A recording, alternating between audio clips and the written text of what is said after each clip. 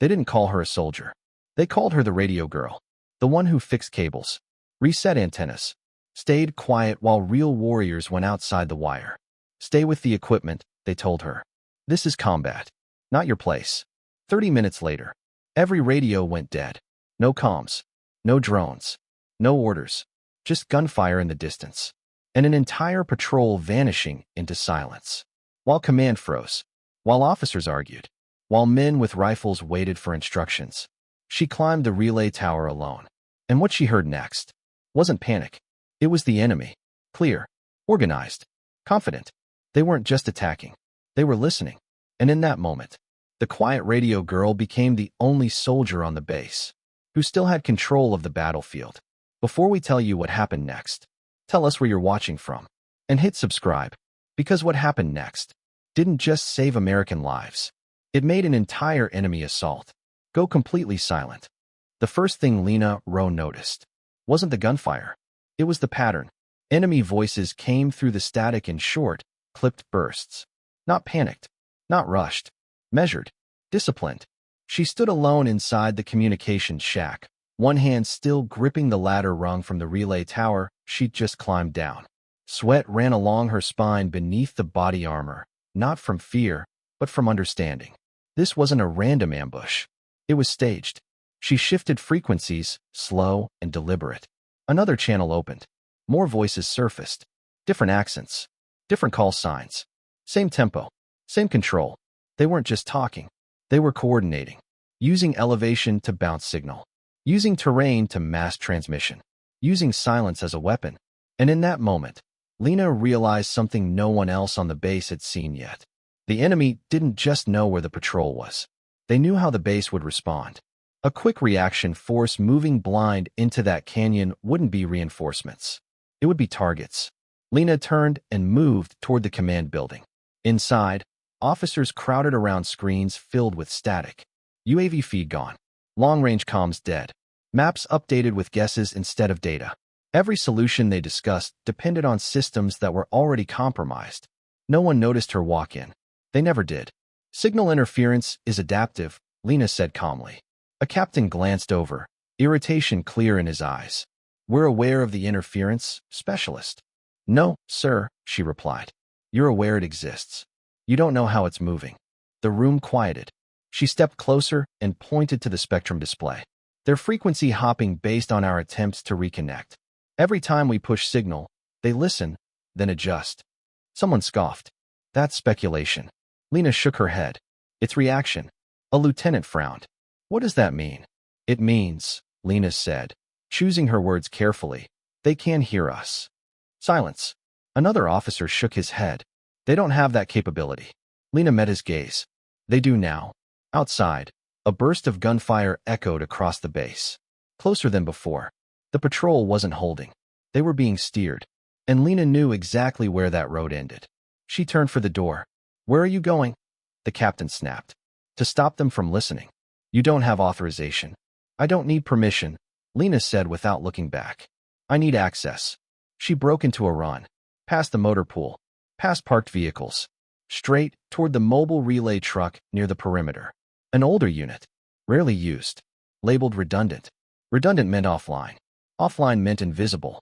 She climbed inside and powered it up manually, bypassing the base network entirely. No digital handshake. No system logs.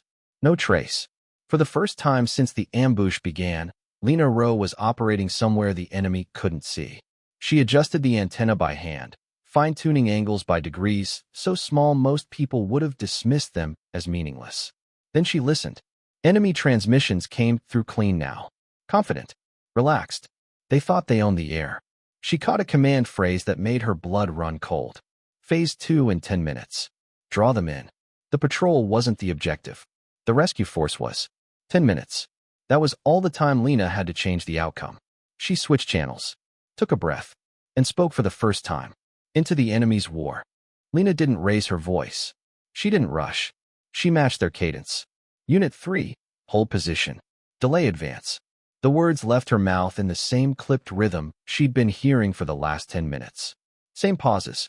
Same confidence. Same authority. On the other end of the channel, there was silence. Then a response. Confirm, command. Lena's pulse stayed steady. Confirmed.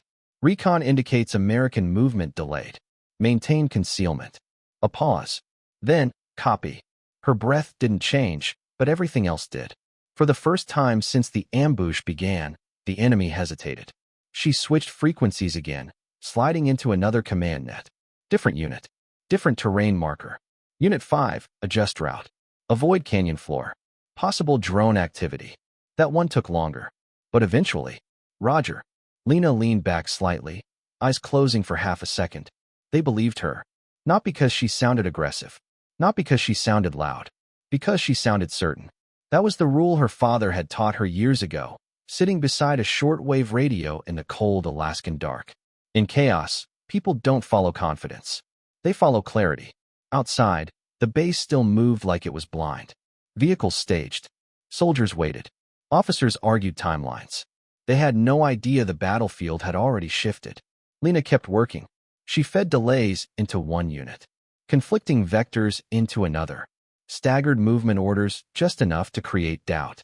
Then she heard something unexpected. Two enemy elements began arguing. Not shouting. Questioning. Command, our coordinates don't match Unit 3's report. Lena answered immediately. Signal distortion. Maintain course. A lie, but a believable one. Another voice cut in. We're taking fire? That wasn't a lie. That was friendly fire. The enemy had maneuvered one element directly into the firing lane of another. Confusion spread faster than gunfire ever could. Lena listened as discipline cracked. Orders repeated. Clarifications requested. Confidence thinning. She leaned forward again, eyes open now, focused. This was the moment. She keyed the channel again. All units, hold. New priority inbound. Every voice stopped. Even the background noise faded. She let the silence stretch just long enough to feel heavy. American QRF approaching from the south. Immediate reposition required. That did it. Panic rushed in where certainty had been seconds before. Movement commands overlapped. Units shifted without coordination. One team pulled back while another advanced. And then it happened. Gunfire erupted between enemy positions. Short bursts, then longer ones. Someone shouted a warning. Someone else ignored it. Lena pulled off the headset slowly. She didn't smile. She didn't celebrate. Because she knew something else now. They were distracted, but not defeated. And distraction doesn't last. She stepped out of the relay truck and scanned the horizon. Far beyond the base, dust plumes shifted. The enemy was breaking contact. Not retreating. Repositioning. They'd realized soon enough that someone had been inside their net. And when they did, they wouldn't come back on the radio. They'd come looking for the source. Lena grabbed her rifle from the rack. Checked the magazine. Checked the chamber. Then she turned off the relay truck completely. If they were coming for her, they'd have to do it blind. And this time, she wouldn't be talking. She didn't announce her movement. She didn't call it in. Lena slipped off the base perimeter the same way she'd slipped through the airwaves, quietly, deliberately, leaving nothing behind that pointed to her. The terrain beyond FOB Iron Ridge dropped fast into broken rock and shallow ravines. The kind of ground that punished noise and rewarded patience. She moved low, rifle angled down, eyes up, breathing slow. This wasn't training anymore. This was hunting. She reached a narrow ridgeline overlooking the canyon mouth where the ambush had begun. Smoke still drifted upward in thin, lazy columns. The patrol was alive. She could hear it now. Controlled fire. Measured movement. Echoes that said they were no longer pinned. Her work on the radio had bought them time. But time, she knew, was fragile. A scrape of rock froze her mid-step. Not close, but close enough. She eased down behind a boulder and listened. Boots. Careful ones. The enemy wasn't panicking now. They were sweeping. Methodical. They'd stopped trusting the air. Which meant they were switching to something older. Eyes. Ears. Patience. Lena adjusted her position by inches, aligning her body with the shadow line cast by the rock face. She slowed her breathing until her chest barely moved. Two figures appeared at the edge of the ravine. Not rushing. Scanning. One raised a hand. Signals. Silent. They were good. She tracked the lead fighter through her sights. Waiting, not because she doubted herself, but because she didn't need to rush. The canyon amplified sound. One bad shot would bring everyone down on her position. She waited until the second fighter stepped forward. Then she fired once. The The report was sharp but controlled. The lead fighter dropped before the echo finished bouncing. The second turned, weapon half raised. She fired again. Silence returned. Lena didn't move. Not yet. She waited for the response. The shouted alarm. The blind spray of bullets. Nothing. That told her everything. They were spread out. Too spread out. They still didn't know where the threat was coming from. She moved again, staying high, letting the terrain break her outline. She could hear distant voices now. Short commands. Frustration creeping in. They'd lost cohesion. And cohesion was everything. A third fighter appeared below her, moving fast, trying to rejoin another element. She let him pass. Then another. This one paused. Look back. Lena fired. He fell hard, sliding down the rocks, taking his radio with him. That radio mattered more than the body. She slid down after him, fast now, controlled urgency replacing patience. She pulled the handset free and listened. Shouting. Overlapping commands. Someone demanding status reports that never came. They were blind again. Lena keyed the transmit button once. Just once. She didn't speak. She let the open channel carry only breathing. Her breathing. Then she released it. It was enough. Someone yelled. Another voice cut in sharp and angry. Orders contradicted each other. Fear bled through discipline. She crushed the radio against the rock until it shattered. Then she moved. 3 fighters regrouped near a dry wash. Weapons up, scanning wildly. She came at them from the flank, fast and low. One turned too late. One never turned at all. The third fired wildly, rounds snapping past her shoulder before she dropped him with a controlled pair. It was over in seconds. But the silence afterward felt heavier. Because now they knew. Someone was inside their perimeter. Someone was taking them apart. Lena leaned against the rock wall, catching her breath for the first time. Her hands shook, not from fear, but from the weight of what she'd crossed. There was no going back to being invisible. No returning to cables and antennas and quiet corners. Whatever happened next, she had already changed the fight. And somewhere beyond the ridge, the remaining enemy fighters were making the same realization. They weren't fighting a patrol anymore. They were being hunted. Lena didn't chase them. That would have been reckless. Instead, she did something far more dangerous. She disappeared again. She climbed back into the rocks, taking a longer route this time, circling wide until the canyon opened into a narrow choke point where the terrain forced movement into a single path. If the enemy wanted to regroup, if they wanted to pull out with whatever force they had left, they'd have to pass through here. She settled in behind a slab of broken stone, rifle steady, sightline clear. And she waited. Minutes passed. Then more. The sounds of battle had faded now. No distant bursts. No shouting. Just wind dragging across stone and the faint hum of the bass far behind her. It would have been easy to think it was over. That the danger had passed. That was when she heard it. Footsteps. Not careless. Not rushed. 5 of them. Spacing tight. Formation intact. This wasn't a retreating element. This was a counterhunt. They'd figured it out. They knew someone had disrupted their assault, turned their units against each other, dismantled their coordination. And now they were moving with purpose, searching for the source. For her, Lena adjusted her position by inches, aligning her rifle with the narrow bend in the path. She didn't need all 5. She needed the first 2. The lead fighter rounded the corner. She fired. He dropped instantly. The second barely had time to register the threat before she fired again. 2 down. The remaining 3 scattered, diving for cover, weapons up. This time, there was no panic, just aggression. Rounds cracked against stone, close enough that fragments cut her cheek. She shifted left, firing once more, then moved again before they could track her position. They advanced carefully now. Too carefully. They thought she was one thing. A sniper. A lone fighter. A fluke. They didn't realize she was thinking 3 steps ahead. She keyed the small handheld detonator clipped to her vest. Earlier, while they'd been arguing on the radio, she'd done more than listen. She'd marked this choke point.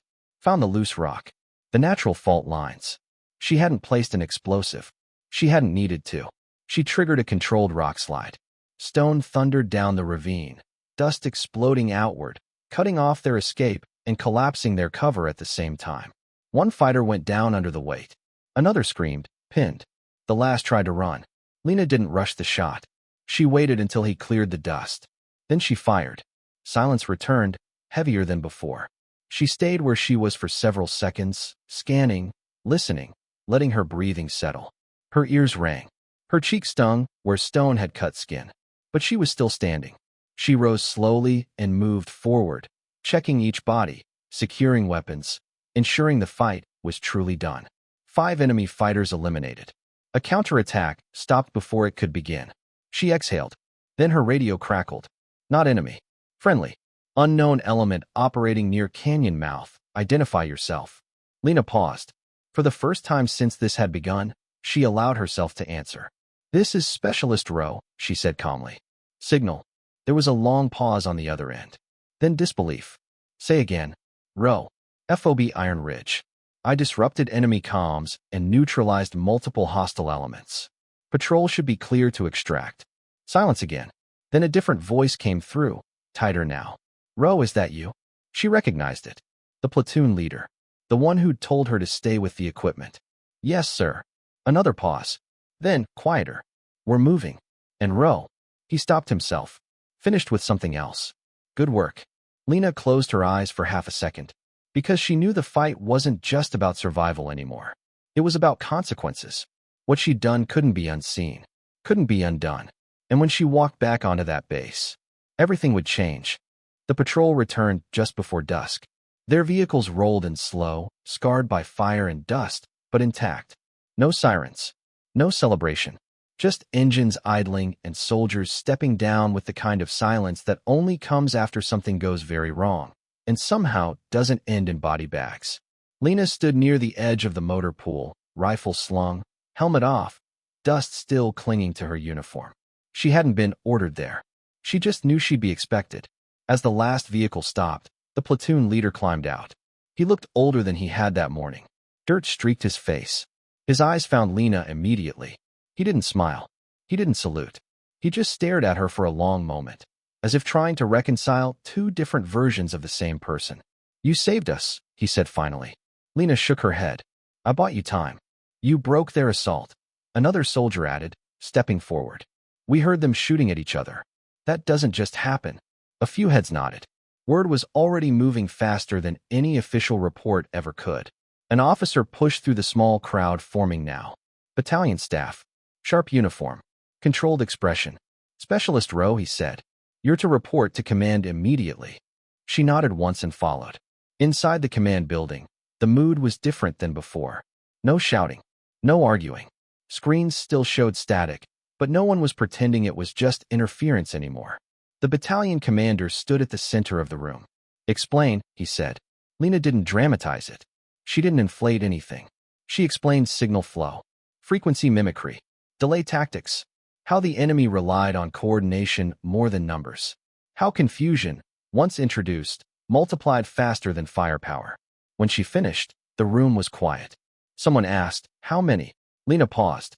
I confirmed 14, she said. The rest broke contact or were neutralized during withdrawal. 14. The numbers settled heavy in the air. The commander studied her for a long moment. You acted without authorization, he said. You left the base perimeter. You engaged the enemy independently. Yes, sir. You violated protocol. Yes, sir. Another pause. You also prevented a coordinated assault that would have cost this base and everyone on it. He turned to the others. This operation will be reviewed, he said. But understand this. Had Specialist Rowe not acted, we'd be counting coffins right now. Lena felt it then. Not pride. Wait. Because recognition didn't erase what she'd done. It confirmed it. Later that night, she sat alone outside the comms shack, helmet at her feet, radio beside her. The base hummed around her, quieter now. Different. Footsteps approached. She looked up to see the same platoon leader. I misjudged you, he said simply. Lena nodded. You weren't the only one. He exhaled. I thought leadership meant controlling people. Today I learned it also means knowing when you don't have control and trusting the person who does. He held out a patch. The patrol's insignia. You didn't have to come for us, he said. But you did. Lena took the patch carefully. I wasn't trying to be anything, she said. I just didn't want you to die.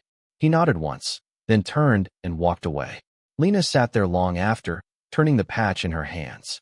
Tomorrow, reports would be filed. Words would be chosen. Narratives shaped. But none of that mattered yet. What mattered was that somewhere beyond the wire, An enemy force had learned a lesson they wouldn't forget. That silence could be more dangerous than gunfire. And that sometimes the person you ignore is the one who ends the war before it begins. Morning came slower than usual, not because the sun hesitated, but because the base did. Conversations were quieter, movements more deliberate. Radios checked twice instead of once. Soldiers who'd once walked past Lena without a glance now nodded when they saw her. Some stared. Others didn't know where to look. By midday, the official report had made its first pass through command. Words like initiative and situational awareness appeared beside words like unauthorized and procedural breach. It was the kind of document that tried to balance truth with comfort. Lena didn't read it. She was too busy fixing the antenna array on the East Ridge, the one the enemy had tried to exploit. As she worked, Boots stopped behind her. Specialist row. She turned. The battalion commander stood there, flanked by two officers she didn't recognize. At ease, he said. We're not here to inspect your work. Lena nodded anyway. We've completed a preliminary analysis of the enemy network you disrupted, he continued. They weren't just coordinating the ambush. They were mapping our response times, testing our thresholds. One of the officers added, your interference collapsed their entire operational plan. Lena tightened a cable and stepped back to check alignment. They won't try it again, she said quietly. The commander studied her. You sound sure. They won't, she repeated. They don't trust their own signals anymore. That earned a look. What makes you say that? Because I wouldn't, Lena replied. Not after today. Silence followed. Then the commander reached into a folder and handed her a single page. Effective immediately, he said, you're being reassigned. Lena scanned it once. Not to another base. Not to a desk. To assessment. Special Operations Communications. Selection level. Her throat tightened, not with excitement, but with clarity. This was the line. Step forward, and nothing would ever be small again. Step back, and the quiet would return, but it would never feel the same. I didn't plan for this, she said honestly. No, the commander replied. You planned to save lives. This is what follows. That afternoon, the patrol she'd saved lined up outside the comms shack. No formation, no ceremony, just men and women who had come back breathing. One by one, they shook her hand. Some said thank you. Some said nothing at all. One simply nodded and walked away with wet eyes. The platoon leader was last. You didn't just change how we see you, he said. You changed how we'll see everyone who comes after. Lena watched them leave. When the sun dipped low and the base lights flickered on, she packed her gear slowly. Same motions she'd done 100 times before, but this time, each one felt final. She paused at the doorway of the comms shack and looked back. At the cables, the radios, the quiet corner everyone thought was harmless. She understood something now that most people never would. Power doesn't always announce itself. Sometimes it listens. Sometimes it waits. And sometimes, when the moment comes, it speaks once, and everything else goes silent. She left before dawn. No announcement. No crowd. Just a single vehicle rolling past the perimeter as the base slowly woke behind her. The radio tower stood quiet now, repaired and reinforced. Signals clean. Air calm. The enemy had vanished from the spectrum completely. Not jammed. Not masked. Gone. Lena watched the base shrink in the rearview mirror and felt something unexpected settle in. Not relief. Closure. She wasn't leaving as the radio girl anymore. She wasn't leaving as the quiet specialist tucked away with cables and headsets. She was leaving as the reason an enemy assault never happened. At the selection facility, no one greeted her with applause. No one mentioned what she'd done. The instructors didn't care about stories. They cared about results. A master sergeant scanned her file, eyes pausing longer than necessary. Signal, he muttered, then looked up at her. You know most people think war is won by the loudest weapon. Yes, Sergeant. He slid the folder shut. Turns out it's won by the one who controls what the enemy hears and what they don't. Training was brutal. Sleep was scarce. Mistakes were punished instantly. And still, Lena thrived. Because pressure wasn't new to her. Silence wasn't intimidating. And being underestimated no longer hurt. It sharpened her. Weeks later, back at FOB Iron Ridge, a new group of soldiers rotated in. Fresh faces. Same habits. Same assumptions. Someone asked about the comms shack. Why is that antenna reinforced like a bunker? An older sergeant answered without looking up. Because once someone quiet stopped a war from starting. No name, no rank, just respect. Somewhere beyond the wire, an enemy commander reviewed failed operations and broken trust. Radios that couldn't be relied on. Orders that no longer carried certainty. He never learned who had done it. Only that after that day, silence felt dangerous. And back home, far from the base in the desert and the radios, people watched stories like this and felt something familiar. Because everyone knows what it's like to be overlooked, to be dismissed, to be told to stay in their place. And everyone hopes that if the moment ever comes, they'll be ready. At MindFront, we tell stories about the warriors nobody sees until everything depends on them. If you believe courage doesn't always announce itself, subscribe to MindFront. Because the most dangerous weapon in any war is still the one nobody saw coming.